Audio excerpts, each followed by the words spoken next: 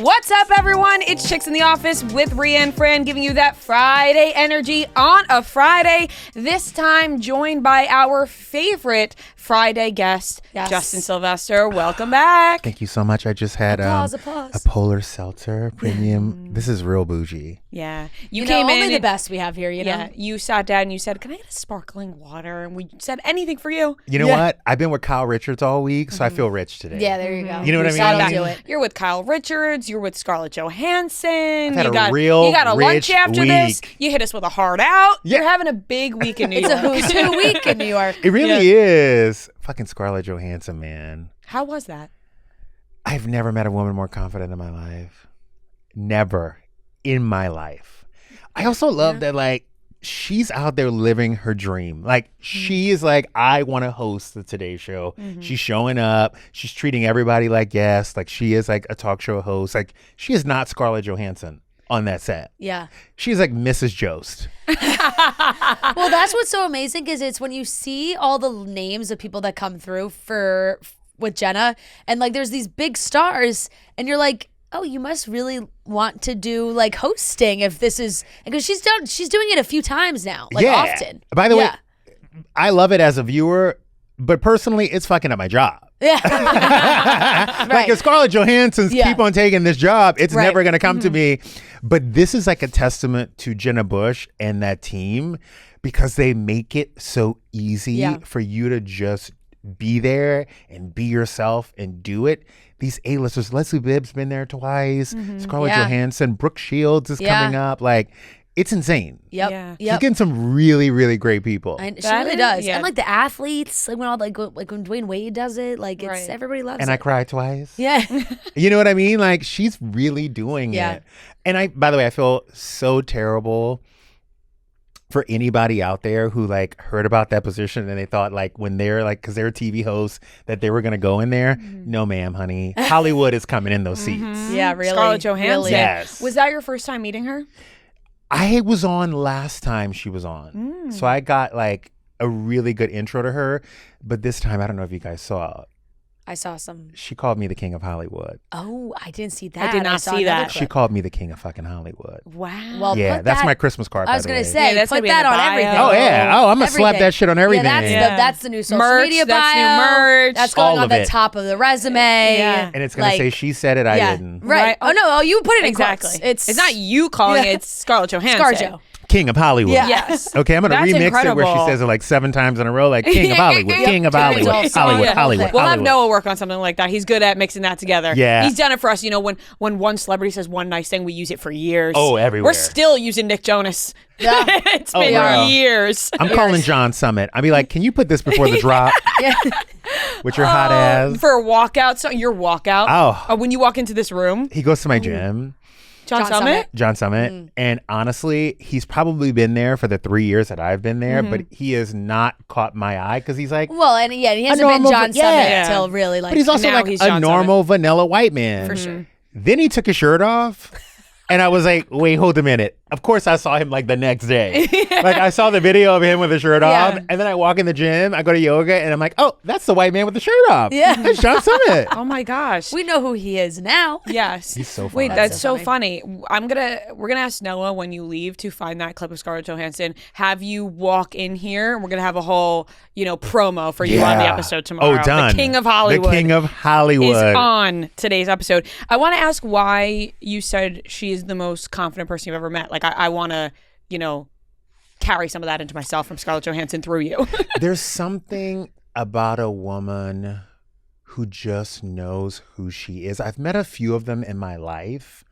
They're very rare. Very rare. But I think there's a type of woman who figured out herself at 13 and just kept going through life. You know what I mean? Yeah. Like for myself, I've been trying to figure myself out, I think, every decade. I think I figured out in my late 20s, like who I really was. But she just seems like that girl who just at 13 was like, this is who I am. Yeah. And take it or leave it. Yep. She's also very rich. That helps. That really helps. You can really be who you are and For want sure. to be when you're there. For sure. Have you met Oprah? Yeah. No. But No. yeah. But I can only imagine. Have you ever motherfucking met Oprah? Okay? Like keep in mind, Gail got money too. But Yeah. if you watch the video of like Gail walking onto that spaceship and she rings that bell, have you ever seen it? And she's like, oh, fuck. Like, as if she was clocking in for like a 9 to 9, like a 12-hour shift at the factory. Like, she looked like she was going through it. Oprah just walks in a room and she's like, what are we talking about today? World War II? Yeah, let's go. Like, like, that's Oprah. Yeah. It's cash. Yeah. Yeah. Okay? That's ScarJo. That's ScarJo cash. Yeah. Because then she also does all that, and then she was like, let me drop a skincare line that people actually really love and use. And use. It's nice. Yeah. And she believes in and she it. markets it well. She does. You know. She's also not the girl who's been in like every advertisement. Like, I feel like she comes out with one bougie bag, you know, campaign For sure. once every 3 years, and then goes back in the closet, Right. and then comes back out with like Like Louis a Vuitton, really nice perfume ad. Yes. And then Yeah. like that's, and then goes back in the closet. And then for her, what she did, which was really smart, was she found something that she was really passionate about, held until it was time, and then put it out there. Yeah. Yeah. That's but she has a very great team behind her. She has the team behind her.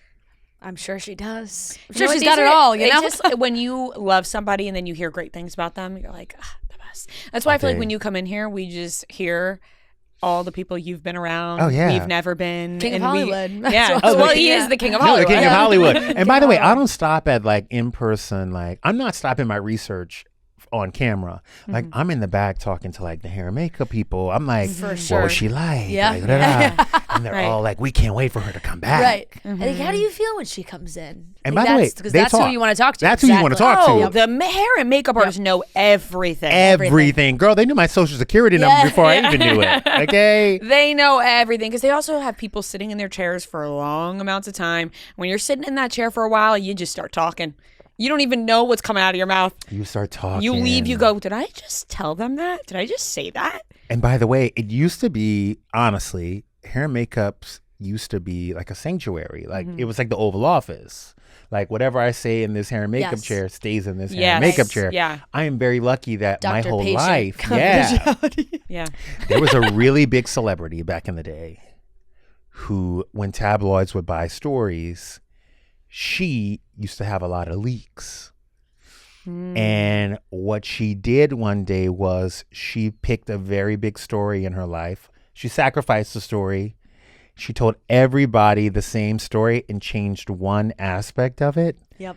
So when the story came out, she found out that it was somebody on her hair and makeup team. Ooh. Yeah. That is smart. It was very smart. That is really smart. That's what because- they do in like the books, like when the royal Right. like, books about the royal family. They're like the prince told his friends at school Yeah. all this just to see who leaks.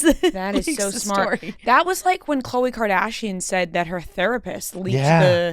the story about Tristan Thompson. Yeah, Right? it's You're really like, wild. damn. It's really Yeah, you're like, fucking that But I crazy. really do trust my hair salon. Last night I was there gonna blow out. I was talking shit left and right, and I'm like, and As you should. That's and what it's honestly, supposed I to felt be a like safe Yeah. space. I felt like I was holding court. Everyone's gathered around. They're like, "Oh, tell us more." I'm like, as I'm talking, I'm like, I don't know anymore. You know what I mean? Right. Now I'm in too deep. You get too comfortable. Yeah, and I'm like, Yeah. I actually just heard that. I'm actually not sure how true that is. no, you get really I started comfortable. throwing the allegedlys in Yeah. there, like I'm on the podcast, so, you know, just in case. It's like allegedly. Is I that heard why you're on this. Dumont today? Yeah. Like Ria was in a hair salon talking about this situation. You know what it is? It's something about a person that can tell you look like shit, like every day of your life. Like if you get a hair and makeup person, like especially a makeup person, it's the only person in your life other than your husband that can be like, damn, you look like shit today. Yeah. You know what I mean? Like, and No, you're it's like, true. yeah, I know. Like, Yeah, you're fix yeah, me. fix Yeah. me up. Yeah. So you automatically trust that person Yeah. because they tell you the truth. It's crazy. That is so true. Yeah. Batiste is the award-winning #1 dry shampoo brand. It's #1 in the US and in the world. I made a little video showing off the way I like to refresh my blowout with Batiste new light dry shampoo. It instantly refreshes, it absorbs the oil and grease, and it gives you that fresh blowout look without the blowout price. It comes with 2 scents, Zen Matcha, Mellow Melon. Mellow Melon is my personal favorite, but they both smell fantastic. It's great on your hair, it's easy easy on your wallet, and Batiste works better than the next leading competitor in brands that cost up to 2 times more, and it's a cult classic for a reason. So buy Batiste dry shampoo online or in-store at your nearest retailer. Well, you're gearing up for a little Sunday Night Football action. Was not on my bingo card. Yes, was not on the mood board for 2025. Was not anywhere on the mood board for 2025. Yep. And honestly, when I got there, we do chemistry tests. Yep. I think I was maybe one of the last chemistry tests. There was a straight guy in my chemistry test with me, and a football question would come up, and I'm waiting for this motherfucker to jump in, and he was just like, doo-doo-doo. And meanwhile, I'm like, well, the first round is when, and like everyone was like, oh my God, how do you know about football? And I'm like, how the hell did I become the resident NFL guy here? Okay. But I learned it for trade. So there you go. And now we got Sunday Night Football Reality Hot Seat, which you are going to be on this weekend for Sunday Night Football. Yes. And let me tell you something. What a collection of people. A collection of people. Kate Chastain, can't wait. Yeah. Boston Rob, can't wait. But Heather Gay is going to be fresh off a reunion. I know. Oh, yeah. Because they're filming it tonight. Yes. Yeah. And you know what? Those ladies are loose lips. We're getting Lisa Barlow is our guest for show next week in Philadelphia, and we're like, when I saw Andy post that picture this morning, I was like, oh, it's reunion day. By the way, Angie K, middle snowflake again. Really? Angie K is middle snowflake, the second year in a row. Oh, you're right. By now herself. that I'm thinking about it, Like literally, like I'm like, whoa, I'm pretty impressed with you, like because she wasn't an original cast member. Nope. Build your way up from a friend of. I just caught up on everything of this season because I felt like I was really missing out. Every week I was like, every week these episodes are so good, and I was like, I'm really missing out. So I watched all 11 episodes in one day last week. By the way, congratulations to you, and I feel bad for your brain cells. The one thing that I know we will never get is the audio or the video from that. But there was a straight man who was on the plane who I think has it. I saw on TikTok. Really? He posted a photo of everybody in first class. Yeah. I need Bravo. Andy Cohen, if you are listening to this, you need to find that straight man. Yeah. Pay that man. Okay? And you know what else you need to find? Those 2 gay flight attendants. Because if those queens did not call the cops, it was because they were gay and they were messy. Get them on Watch What Happens Live. I bet you I can track those people down. Yeah, the fact that nobody's speaking publicly like this is what was said, interesting. I'm telling you, somebody's going to end up somewhere. Maybe at the reunion. Maybe they'll bring them out at the reunion one of those, today. Like, we're finally resolving it at the reunion. Yeah. We have the audio.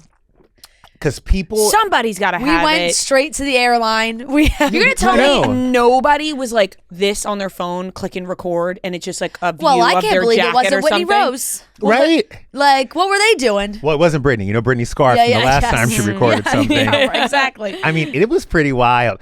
Kudos to Meredith. I love a white woman who takes zero accountability. Like that is my favorite type of white woman who's like, well, you know what? I was really upset too. She hurt my feelings. And I'm like, yes, bitch, triple down.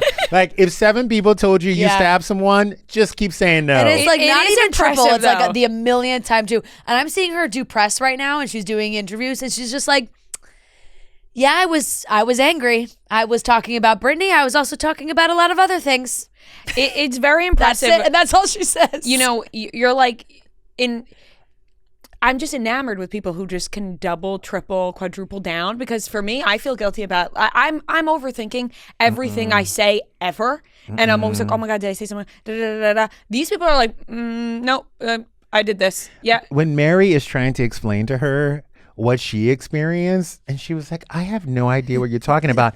And by the way, no shame here, bitch, because I have blacked out on an Ambien myself, okay? I have done some wild shit on an Ambien. Please do not let anyone try to have sex with you while you have taken an Ambien, okay? I dated this guy one time, woke up the next morning, and he was like, you were on fire last night. Oh, my God. I was like, wait, what do you mean? He was like, wow, that was impressive. I literally ran to the bathroom like I was on Law and Order SVU. I was like, wait, what has happened tonight? Like, what happened? Do I have to do this every time now? I thought I was asleep. I had no idea. How am I supposed to live up to these expectations? Right? I don't know where they are. You know what I mean? Next time he was like, can you do that thing you did? I'm like, yeah. What was it again? Yeah. You're like, oh, tell me what you want. Right? Yeah. Right? So in the moment, I forgot. Yeah. So I get it. I'm I down. You never know where the broadcast is going to take you. And let me tell you, if you're like halfway through the game and all of a sudden you're like, let's talk about the reunion. All day. And by the way, that's what it is too. That's what I love about it. It's honestly, when I go and watch a football game, I'm honestly talking about everything else that's going on in life. Mm-hmm. We're talking about pop culture. We're talking about the news. We're talking about everything that's been on Page 6 and on E! Online. That's what we're basically doing at football games. And then you're like, oh. Or you're like, who's that guy? Who's that guy dating? Exactly. The whole thing. The game this week is Texans versus Chiefs. Okay, great. So and it's a home game. Okay, so obviously you have all the shit. You got Taylor of it all takes up plenty. Taylor's coming. By the way, if Taylor shows up with Blake Lively, wouldn't that be crazy? You think Blake Lively would will be crazy. there? No, but that would be crazy. No, yeah. That would give me 3 hours of content. You're like, 100%. Actually, that takes up the entire game. Like, 1,000%. If she wants to bring anybody into that Yeah. box, well, they really don't show her that much these days. That was a thing, though, right? It's like on purpose. Yeah. It seems to be on purpose that they like don't want to show her on the Jumbotron in the stadium anymore, and like she's very secretive coming in and out. She doesn't do her whole catwalk into the box like she was doing last season. Well, also like her man's having like a rough go right now. Yeah, right. You know what I mean? They could not make the playoffs, so that's a problem. Yeah, his check engine light's on. Right. So, and by him, I mean the whole team. Yeah, for sure. So she's like, you know what? Let me lay low. I'm gonna let y'all get this tune up, get this shit together. Because you know what? We saw it with Jessica Simpson. When Tony Romo was down and out, they blamed her. Yeah. You know what I mean? She ain't got time for that. Yep. She only gets good PR. Right. So she's like, you're not even going to see me at the game. You won't know if I'm there. You're gonna see me one time. You're gonna see these bangs and this ponytail. Yeah, and that then ring. That's it. And that ring, and that's it. I'm gonna give it to you once. Yep. Are you still following along with the whole Blake Lively, Justin Baldoni, everything that's going on? Because it's still in the news every single day, but it's hard to keep up with. By the way, I took a break because I know that in May, it's about to ramp up. Yeah. And May is gonna be here in zero time. It's like when they actually are in court. Right. We'll when we like this in between time, it's all chit chat. It's like little this movement, this motion, this thing. I'm like, no. I'm gonna wait till May. It's crazy. It's gonna be around the corner because when we heard the court date initially, I remember us thinking, we're never gonna get there. This is gonna take forever. Now we're a full year. We're almost there. Are you 30 yet? Yes. By the way, when you're in your 30s, but summer is just like me, a blip. not her. No, when you're, just to clarify. No. Yeah. When you get to 30, summer feels like a blip. Yes, that it does. When you were 10, 3 months was like a long time. Yeah. Oh my God. In your teens, you were like, I get a break. Yeah.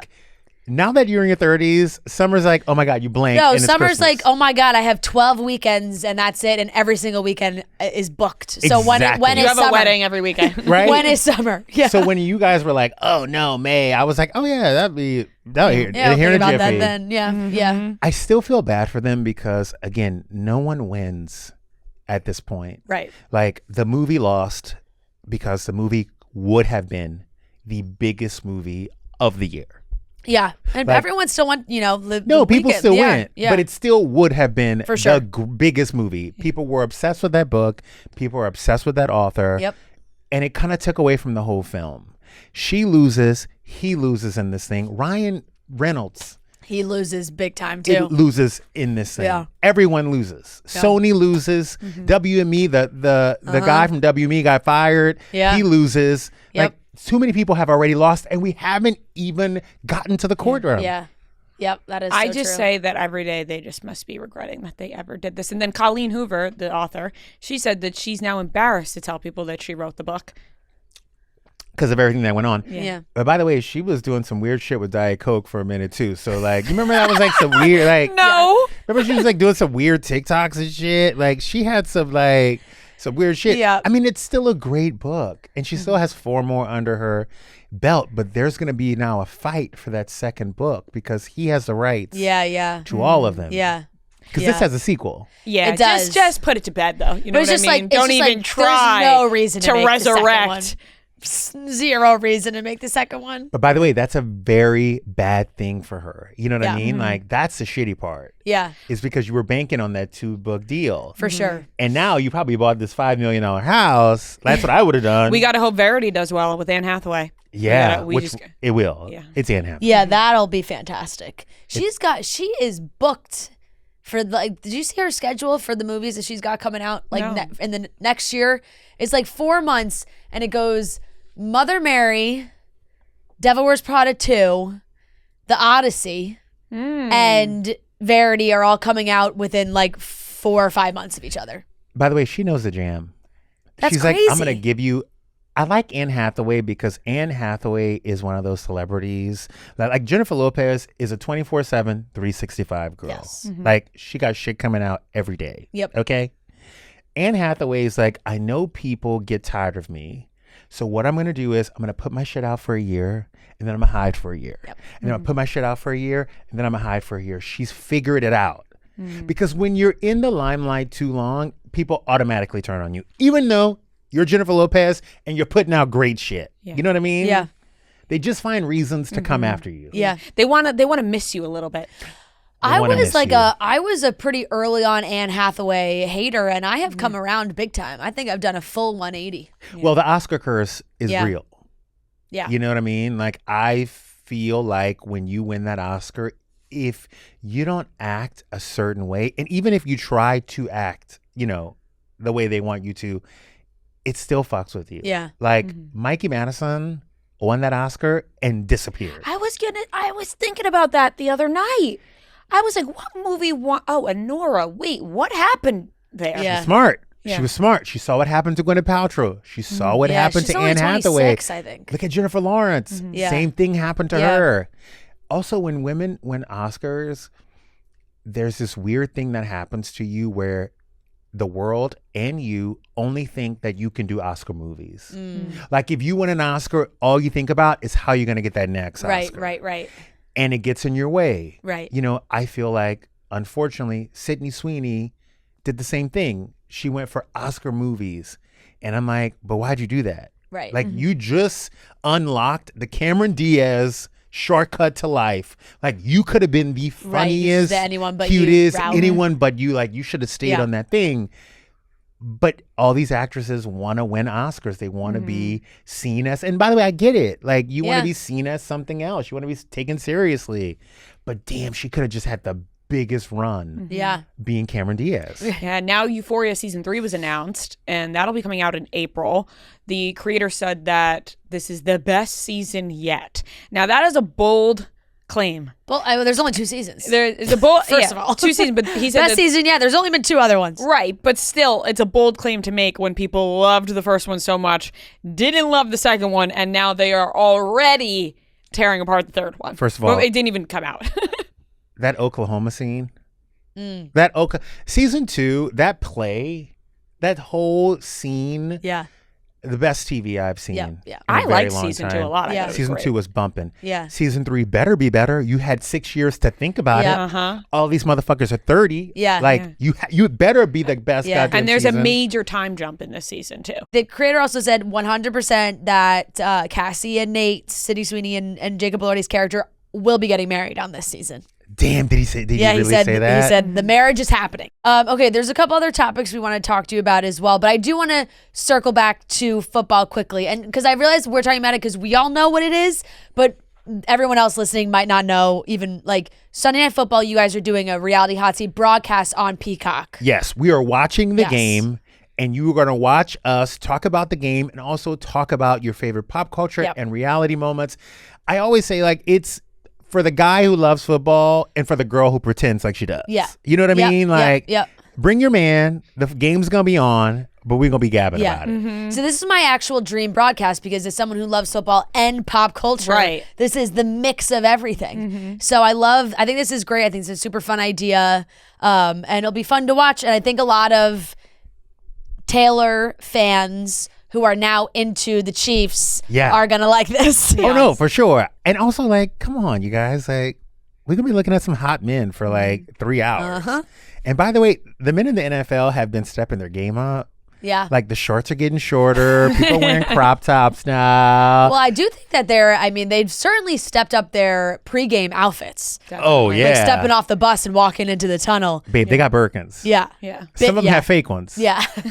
By the way, sure. just so you know, if you're walking out of your car into a locker room and you're carrying a Birkin that looks a little stiff and a little fake, I'm going to call your ass out. See, this is way more entertaining than listening to Tom Brady call a game. Yeah. In my opinion. Nothing's worse than a fake Birkin. Nothing is God. worse. How can you tell? Oh, first of all, I can smell it. I don't think I've actually even seen a Birkin in real life. No, I don't. I'll bring one next time. Yeah. Okay, please do. I have one. I don't think you do. I have a 45. I mean, bring her in because I don't think I've seen one either. What was your introduction to a Birkin the first time? Morgan Stewart? Yeah. Kyle Richards. Yeah, that makes more sense. Well, Morgan's I also think is unbelievable. Morgan's got a good collection. one. Got quite the collection. When she makes like a TikTok about something silly and her wall of Birkins are behind her, I'm like, I mean, that was hilarious. She made a TikTok about something serious, and it was just all Birkins in the background. People were commenting. They're like, "You know what? This is why we love Morgan Stewart." Yeah. They're like, we're actually not even mad at her. This is Morgan Stewart. It was the wildfires. Yeah. I also felt bad for her on that because she is from California. She loves California. She's like a California girl. But one of my clients had an insane Birkin collection. And she had 2 closets for her purses. And she collected 2 different types of Birkins and Kellys. The leathers are different. okay. They're called 2 different things. Yeah.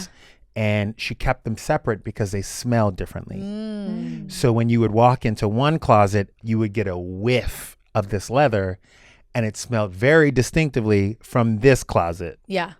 So that was my introduction into the Birkin Kelly smell. Okay. And then E.J. Johnson, Okay. because he has a few Birkins. I'm sure. When we were going out and we were a hot mess and we were in our 20s, and girls would walk into the clubs with their Birkins, he would take his nail. I'm not joking you. This is a real story. He would take his nail and he would tap on the hardware. And if it didn't jingle the right way, he knew it was fake. And he taught me. If it did dut, dut, dut, dut, it was fake. And if it did ding, ding, ding, ding, it was real. You're right. You're like a certain, it has a certain note. Lil Jon would be playing in the club. It would be loud as fuck. I could just see him like ding, ding, ding, ding, ding. And he was drunk. He was drunk as fuck. And he would be like, fake it. This bitch's Birkin is fake. Your Birkin is fake. Like he would literally, I'm Your telling Instagram's you. a liar. Oh my God. Like a girl would like sit down at the table for dinner and I could like see him like, he would like wait for her to turn. He'd be like, oh my God, can I see your bag? And he'd be like, she'd be like, oh, it's so nice. Ding, ding, ding, ding, ding. And like literally put it back down. I love it. Oh my God. I love it. That's amazing. He taught me, like that's who taught me about that. So when did you get your first one? I got mine as a Christmas gift one time from a guy. So gifted. But I have never worn it because honestly, like my car's nice, but it's not really nice. If I bought a car, but my bag costs just as much as my car, it doesn't match. Fair. I totally Has to match the whole feel vibe. you on that. Yeah. It does because you're like, I don't want to go down this path. I don't want to go down this path. What color is Let's it? do it. It's gray. Like, It's gorgeous. when you see people wearing like a logo here, a logo here, a logo here, a logo here, right? None of the logos match. And then they're popping out of, you know, a Honda Accord. Babe. You're like, you know, that's a job, but what's going on here? Your priorities are not right. Yeah. Let me tell you something. That means you're bad with your money. That means you're bad with your money. Right. That's what I'm like, where are the priorities? Where are the priorities? Yeah. I dated a man when I was in my 20s. I went on a few dates with this guy. He was like 40. He had a Range Rover Sport. It was beautiful. And I remember thinking, oh my God, he has a Range Rover Sport. Like, I don't question anything at this point. Yeah. And date 3, he's like, oh, come to my house. And I'm like, yeah, da da da. And I walk in to his house and I'm like, damn, you have a lot of shoes at the door. He's like, yeah, I got 2 roommates. And I'm like, oh, so like you own the house and like you rent the 2 rooms out. He's like, no, we just rent this place. And I'm like, hold a minute. let me back up for a fucking second. Yep. You're driving a $2,500 car a month that you put $10K down on. You said that this is your second one. So you have spent $20,000 and over $4,000 in the last like 4 years on this car, on this Range Rover, yet you live in a 3-bedroom walk up with 2 other people and you're 40. Yeah. We have our priorities. The priorities aren't straight. They're not. By the way, no diss on a Honda Accord. No diss on a roommate. Grew up, my brother had a Honda Accord. You know, first car I bought. First car. Two-door Honda Accord. Yeah, exactly. So I am not shitting on a Honda Accord. I used to borrow his car all the time. I'm just saying when it doesn't match up, you're like, what's going on here? No, that's why they say the rich of the rich you wouldn't know because they're not loud. It's quiet luxury. That's why they call it quiet luxury. You know what I do like? I do know though, and this is why God didn't make me a girl. Because my priorities would be fucked up. Yeah. Okay? My shoe game and my hair game would be so locked. Yeah. Like, I think as a woman, that's what makes it hard. Yeah. Because if I was a woman... 100. I make these mistakes. Man, I got a couple coats in my closet that could have gone to some other really important things. And by the way, no one gives a shit about the coats. Everyone cares about the shoes and your hair. Because it's the first thing I look at when I look at a woman. Shoes and hair. Yep. Men always compliment the hair and the shoes. That's true. By the way, a spandex dress is a spandex dress. Yeah. Like, it doesn't matter if it's Loewe or, you know, Shein. It's a fucking spandex dress. Yeah. I'm not so big on like designer clothes, like, you know, like you said, like it's the shoes, it's the bags. Yes. Yeah. The clothing items, you know. 1000%. Like they're both from Zara. You know what I mean? And that's what it's supposed to be. It's you know, $50 each. Listen, I'm like, that's great. I've seen the subways y'all was sitting on in New York. If you put your ass wearing some Louis Vuitton on that subway, get the fuck out of here. Yeah. Like, get out of here. But that's where I like where this generation is going. Like, the bags are classic. You start to see designers making more classic bags, more staple pieces that people can keep in their, you know, their wardrobes for a very long time. Always go for those bags. Yeah. Where they could have been made in 2010 or 2010. You know what I mean? Like, or 2020. You know what I mean? Yeah. It's the accessories. It's bags, shoes, jewelry. I'm big on jewelry too. And don't come here with no chip motherfucking nails. If you have more than 2 millimeters of space between your cuticles and where your last manicure started, we're fighting. I'm going today. Okay, I'm going today. Too much money. I literally is ready for you. I'm like, it's us today. And guess what? We both have appointments after this. Today. But let me tell you, it took me a while to learn that because my best Ria friend used to come in with the nails. worst. No, but even before that was a step up from what I used to do. My best friend growing up and in high school, she always got her nails done every 2 weeks. Okay. Yeah. Always. And I would never have my nails done. And she would just rag on me for it all the time. And then I just started purposely not getting them because I was like, well, now I'm just doing it to piss you off. I'm not going to have them.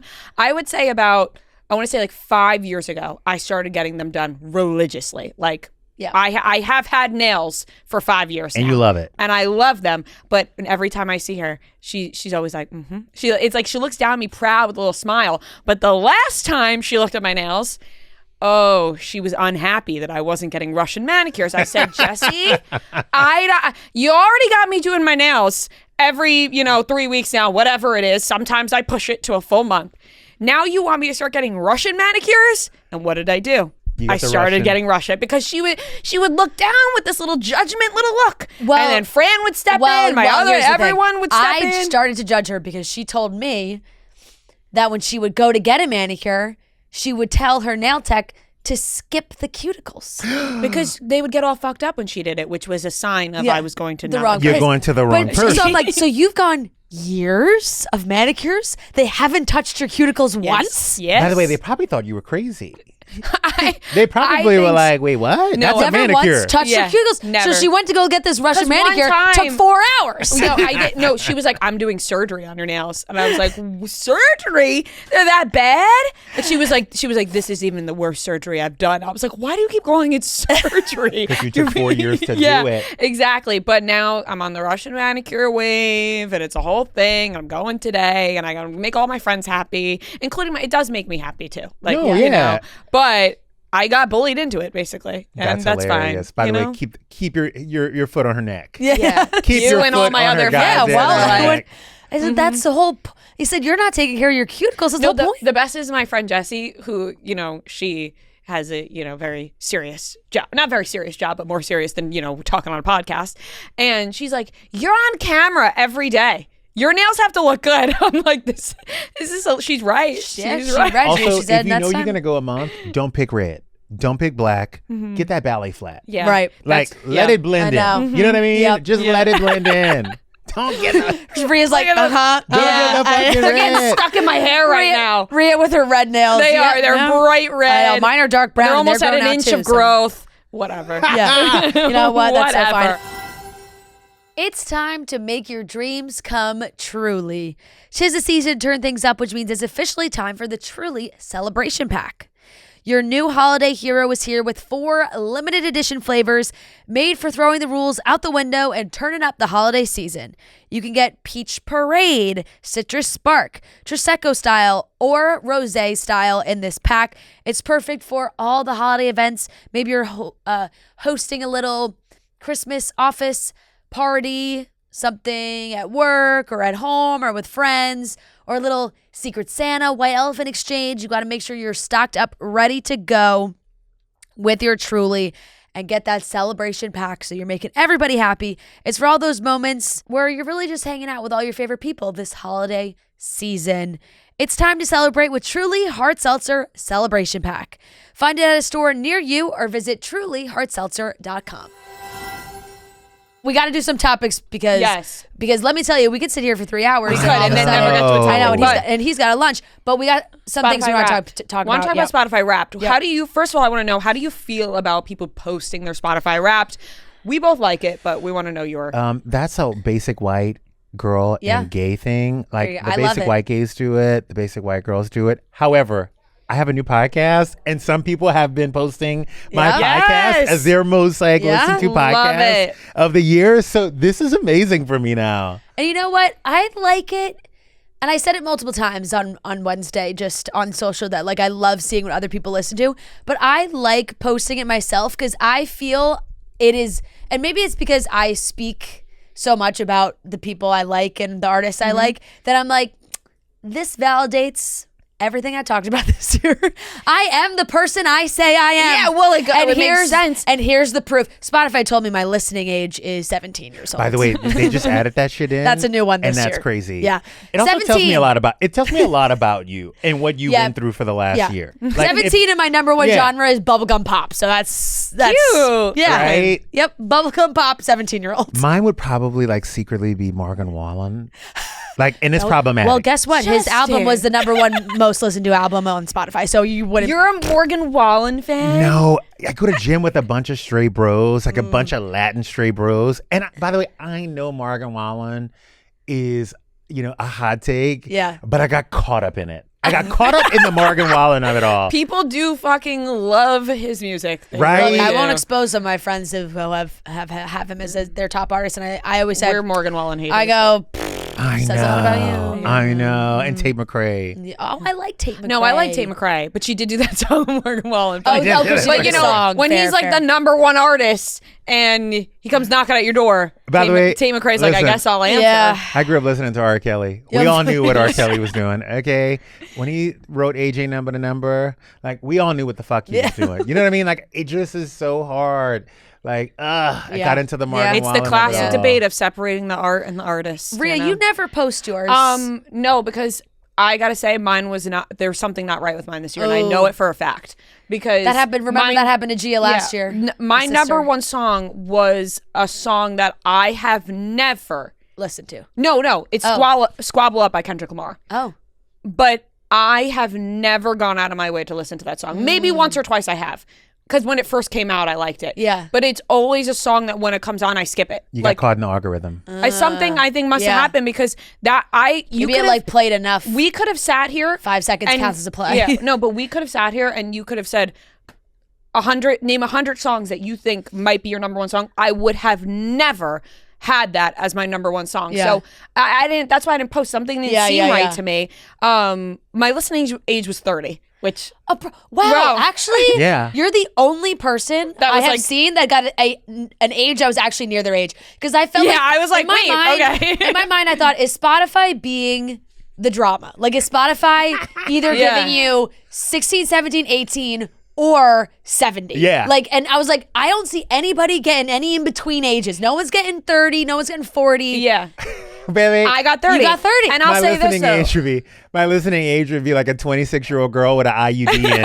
Because Megan Thee Stallion, that nasty, dirty Megan Thee Stallion, I was listening to her all fucking year too. Same. But I also was listening to Mayhem so much, Lady Gaga's album and Miley's album. Neither of those two albums were in my top 5 albums, but The Life of a Showgirl was. And I have to say, I did listen to Life of a Showgirl a lot when it first came out. Yeah. I have listened to Mayhem and Something Beautiful way more than that. So I was like, something's not right here. Because my number one sign of something not being right was Squabble Up by Kendrick Lamar. Because I have never gone out of my way to like listen to that. So, like I said, maybe once or twice, like maybe the first week it came out. You but got like, caught in the algorithm. something happened and I was unhappy when I opened. I was like, this isn't real. What's going on here? No, my music taste is, you could go back, like you could say, what was Fran listening to in 2008? It'd be the exact same thing. The exact same thing. It's Jonas Brothers, Taylor Swift, Miley Cyrus, Justin Bieber. I threw Olivia Dean entered the mix because I fucking love her and she is into it. She's in my list this year. But those 4, I'm like, you could have gone back to my freshman year of high school. My Would have top been exactly artist, the same. This one made sense to me. I had Drake. It did make sense to me. I love that you still support Champagne Poppy. I listen to so much Drake. I can't even help it. I do. I love it. He has a song for everything. Because you were in the club. You were a club rat. And like, he just has something for everything. He's got slow songs. He's got sexy songs. He's got hyped up songs. He's got hard rap songs. He's got singing songs. He's got a range. He does. He does have range. He's got a range. He does. And you can't fight that. But I also had Kendrick in my top 5 as well. Okay. So I was like, okay. Yeah. I'm on both sides here. We call that a fair weather friend there. We call that a fair weather there. Yeah. I love that man. Okay. And after I saw that old naughty picture, I love that man even more. You gonna pop up in Turks and Caicos? Hope you run into him. I would. Did you see that nasty photo? Oh yes, girl. I think we all did. By the way, I think he wanted it to come out. Well, then my favorite was when he. After you see the picture, and it sometimes it's like, if you know, you're like, oh, well, they're proud. That's one of my favorite lines in the song. One of his diss tracks to Kendrick. He said, "There's only." Now I have to find out about a butcher. Right? I'll let you guys know. Let me let you guys know something. I bought those tickets to the Drake concert after I saw that photo. There you go. So I gotta. And I bought 3 of my single friends, and I said, tonight, one of us. Yeah. Doesn't he say like there's only one Big D and there's video proof? Right? That's like something like that. No, listen. You would know. To my single girls out there, if you come with me to a Drake concert, one of us is not coming home tonight. There you go. So get your nails done. Yeah. Oh my God, I would die if one of my friends hooked up with Drake. He gets around. He gets around, but again, if I was Champagne Poppy. Yeah. No, obviously he gets around. But like, I'm saying he gets around with like people that you know. You know what I mean? Like they're like a lot of like, I think influencers. I think a lot of that is going on. For sure. He's definitely in people's DMs that you'd be like. Oh yeah. Girls are like, God. what the fuck? Yeah. I'm waiting for it. You know, there's going to be a thread at like some point in the next like 10 years. I think a lot of rappers are. I think there are a lot. For sure. Okay, the last thing we want to talk about is, there was 2 things, but we'll go through them fast. Let's go through them fast. Variety announced the actors on actors. Tell me who's going with who. So there's some good ones and some that I'm like, oh, I wish that person got someone better. Ariana Grande and Adam Sandler. Love. I think that's very good. That's a very good one. That's a good one. Funny people, but you would never think of them together. David Cornsweet, who I think I say his name, I hope I'm saying his name right, who's played Superman, the new Superman, and Jonathan Bailey. People, they knew what they were doing. They said, let's put these 2 very handsome guys together. Handsome men. But David Cornsweet is like vanilla. Yes. And like he's missionary. Like he is Superman in my eyes. Like I think everything about him screams. It's very Superman. Clark Kent. Yes. Yeah. And he's doing it in the Superman position. 100%. And it's barely touching. Yeah. Gwyneth Paltrow and Jacob Elordi. fuck off. Which is so funny. That's Like, are they so just going to good. like whisper to each other? Probably. Right? Like, so I can't see either of them showing much I know. animation about the other's work. Right? Like, Gwyneth Paltrow's going to be like, I love Euphoria. Literally. I I have not seen Frankenstein. Yeah. Frankenstein. That was deep. That was. Sydney Sweeney and Ethan Hawke. Michael B. Jordan and Jesse Plemons. Oh, yeah. That's great. That's a good By one. the way, low-key Begonia. I heard it's fantastic. Begonia might be my second favorite movie of the year. Ooh. What was your So, first? the Leo movie One Battle One After After Another. was Just really watch great. it. Fantastic. was really great. So good. Got Oscar Isaac and Tiana Taylor. Yeah. Interesting pairing. I like that. I like that one. Julia Roberts and Sean Penn.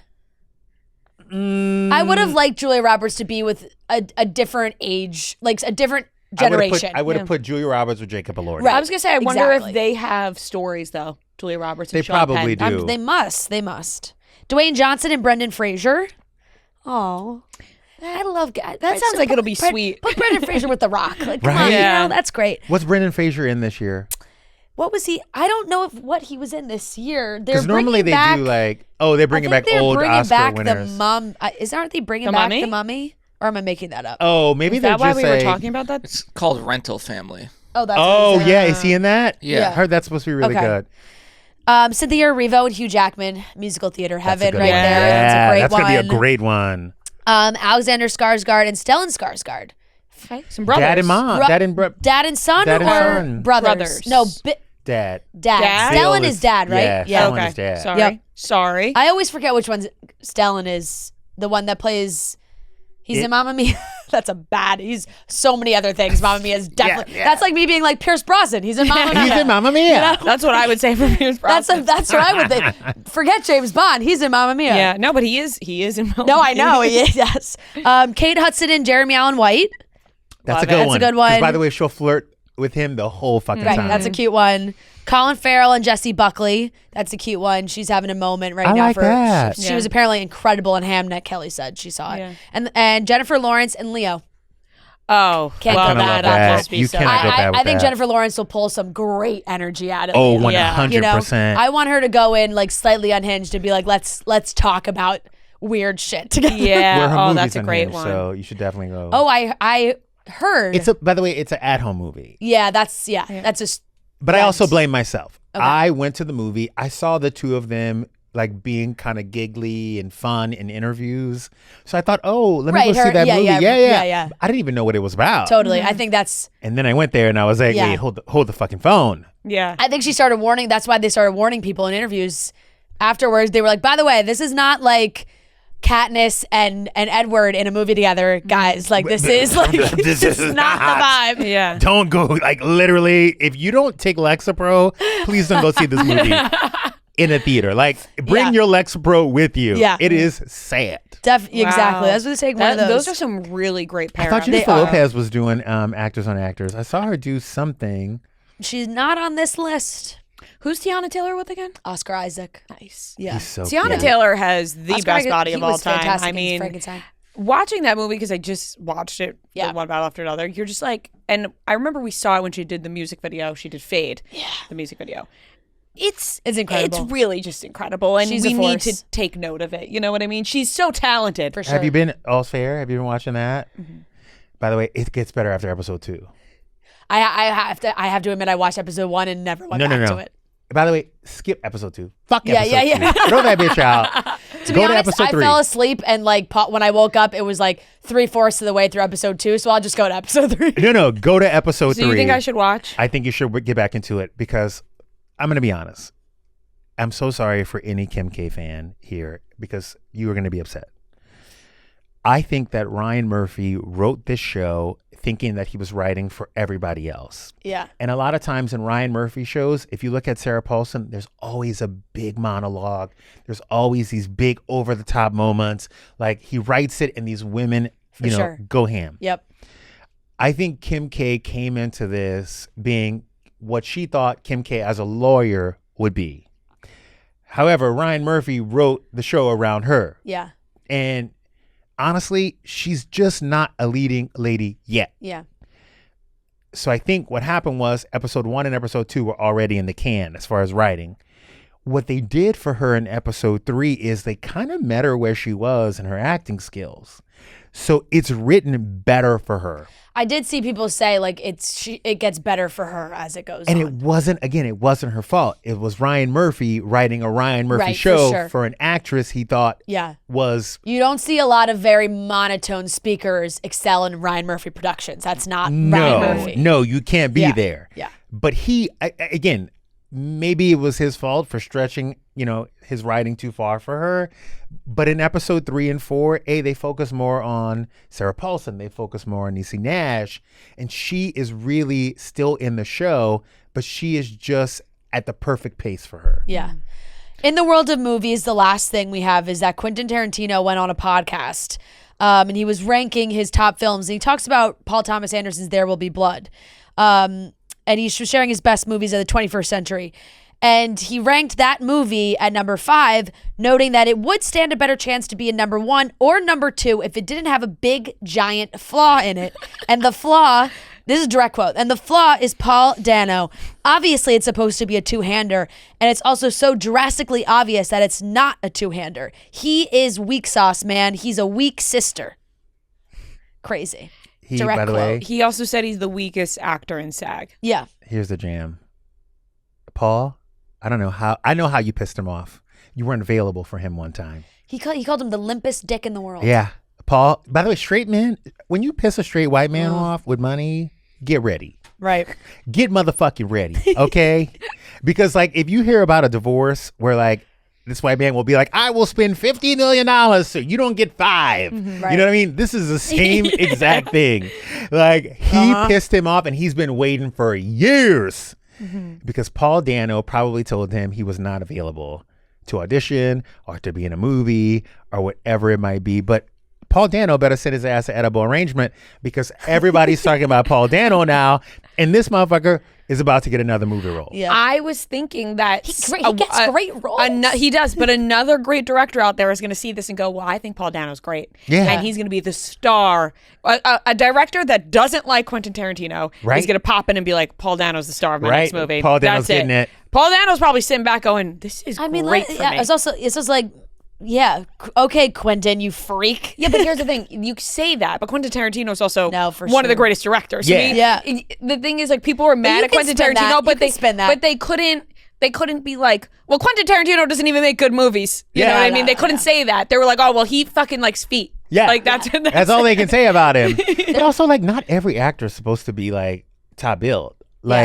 Paul Dano is an actor who comes in, does some weird fucking shit, and steals the movie. The weakest actor in SAG is crazy. Limpest dick in the world. Limpest dick in the world. You're going to call someone? I don't know. I don't know what happened here. Maybe he fucked. I was going to say, he fucked Quentin Tarantino's wife. There's something going on. By the way, I don't know what he did, but again, I didn't know what Paul's last name was. I just knew he was the weird dude from those movies. Yeah. People are Googling Paul Dano right now and are hitting him up. And they're like, oh, it's that guy. That's what they're doing when they're Googling Paul Dano. By the way, I had a Twitter exchange with some random woman who's an actress or a celebrity. And I was like, holy fuck, something's up. Oh my God, everyone's going to be mad at me. I got my last agent from that exchange. So. You never know. You never know. That is true. He's been in so much stuff too. It's one of those guys that you're like, I'm not quite sure Paul Dano is struggling to work with anybody. No, for but sure. I think it'll be even easier now. But the weakest actor in SAG is pretty fucked up. Yeah, today you're the king of Hollywood, and today Paul Dano's the weakest actor in SAG. By the way, Paul Dano better call and get that fucking whatever she's on. Whatever that, you better call Paul Dano and give him your script, bitch. Yeah, whatever that antidepressant is, the lean something. When she told me about that, she needs to be on that commercial. For you guys who know, bleep her name out. I came here and the PA who got me at the motherfucking elevator was floating on cloud 9, and I was like, oh my God, you look so I said, oh my God, did you change your hair? She goes, no, I just got new anti-anxiety medication. And I'm like, oh, is that what it is? Because you look like you're fucking floating. She's like, yeah. it's, I don't know what it's called, but it's like codeine mixed with like a Wellbutrin. I'm like, ma'am, you're high as a fucking kite here. Let me tell you, you just let everybody know you were super high, and we're happy for you. That's some Gen Z shit right there too. Where they're like, yeah, I changed out my meds, I'm feeling good. By the way, I said, well, good for you. It was really nice to see you. I'm going to do this podcast. Yep. Why don't you cut up a line for us? I'm going to meet you in the back. Right, so we have to let you go so you can meet. Yes, you can meet her in the green room. I was gonna say, and honestly, we gotta wrap up. So that's it. Perfect timing. Oh my God, I love you guys. We love when you come in. Thank you so much, and everyone. And we're excited to watch you on Sunday. Yeah, tune in Sunday Night Football on Peacock for Reality Hot Seats. Yes, it's gonna be great. I'm excited to see. I'm excited to see you and Boss and Rob chop it up about some. You're gonna be the leader of that pack. I hope. Yeah, you will be. 100%. All right. Thanks, Sports Justin. Sports gay. This segment is brought to you by Armani Luminous Silk Concealer. Armani Beauty is renowned for award-winning products that are a must-have in your makeup routine. The Armani Luminous Silk Concealer is a must-have in my makeup routine. I am using that concealer every day, whether I'm doing a full face or I'm doing a light glam, maybe I'm doing a no makeup look. I'm pulling out that Luminous Silk Concealer. Armani Beauty believes in enhancing your natural beauty, giving you that lit from within glow. Developed with the same award-winning technology as the Luminous Silk Foundation, this complexion holy grail is beloved by celebs everywhere and beloved by us. Luminous Silk Concealer is a multi-purpose, lightweight, hydrating, and blurring all-day wear concealer that conceals, smooths, and brightens your skin. It goes on so easily. It blends so well. It feels like it just melts right into your skin and gives you that perfect little glow. Shop your perfect shade now at Sephora. All right, everyone, we're here with a very special guest. We have Chloe Tucker Caine from Owning Manhattan in the studio, with her dog Sadie as well, who is stealing the show. And Ria said, Fran, do the intro because I'm busy petting. I'm a second-class citizen when she's around, so I'm used to it. Sadie and I are bonding, of course. Yep. She just loves my jacket, I think. Yeah, she's a hugger. Just looks like another. I know. I love it. You want to come up here? Come on up here. Oh, so sweet. This. I was gonna say this whole chair smells like my dog as she sits on my lap when we record. Oh, so it's probably all the smells are on here. But thanks so much for joining us. So happy to be here. Joining us. New season of Owning Manhattan is out now, so we want to talk all about it. How are we feeling? We were just talking to you. You said maybe you haven't seen all of it yet, but you've seen your audition tape that was put out there. I did. I saw that. I've seen some clips. Yes. I saw the first episode so far, and I'm terrified to see the rest. It's a very weird thing when you don't get to see it before and you watch it with the rest of the world. Right. What are you terrified about? I mean, we started when my baby was 6 months and she's now almost 2. So you film so much and you just don't really know where they're going to go with the story, how your own personal story is going to be told. And it's a bit scary because they can really go in whatever direction most fits what they want to say. Yeah, that is a while now. When you really think about it, a year and a half. When did you film? Yeah, we started in, God, I don't even know when. Yeah, almost a year and a half ago. Okay, yeah. So, yeah. That is a big gap of time where a lot changes, a lot happens, especially in the real estate world. Like I feel like the business could change so much from then to now. But I'd love to know a little bit more. I'm like so distracted by this dog. She's too cute. I'd love to know a little bit more of you joining the process of joining Serhant, because I kind of feel like we saw a lot season 1, but we hear a lot about the wanting to be on Broadway and all those, which I want to talk about too. Yeah. But where did the real estate jump into the picture? Yeah, so I was always doing theater. That was what we were doing. I came out of the womb. My mom stuck me in theater camp from 4 on. And then, I went to college for it. I applied to one school. It was the Boston Conservatory. I got a full scholarship. And then I had an opportunity to audition for Mamma Mia. It was an open call. It was my first professional audition and booked the lead role. Did it for 2 years. And then I got to New York and I didn't realize that I was actually really killing it. I had a great team behind me. I was always in the room for things. I was always getting the she's really great, she's not right for this. But I think because everything else happened so quickly in my head, being so young, I was like, they're just saying I'm not good enough. But like no one told me I wasn't good enough but me, when I like really think about it. Yeah. Anyways, flash forward to me bartending, trying to make a buck, but I was like a terrible bartender. I was so bad at it, so I kept getting fired. And I was like, well, let me Airbnb my apartment and I'll just live with my boyfriend, my now husband at the time. And that got super illegal. And so he was like, why don't you just get a real estate license? Like, you're really good at this. And I was like, okay, I guess I'll get a license. And I loved it. And I just, I did the course in 2 weeks.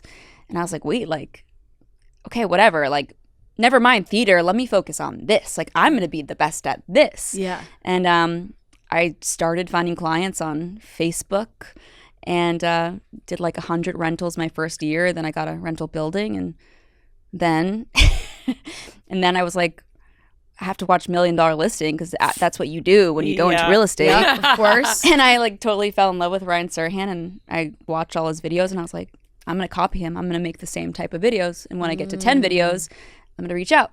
And I got to 6 videos, and someone from his team was like, hey, we love what you're doing. Come work with us. That's awesome. Sorry, that's like a very long story of like how we got to I here. love it. Love to hear about it. And you can tell like that he obviously loves the power of social media and all that. So I feel like that's a perfect way to get in with him. Yeah, for sure. Yeah.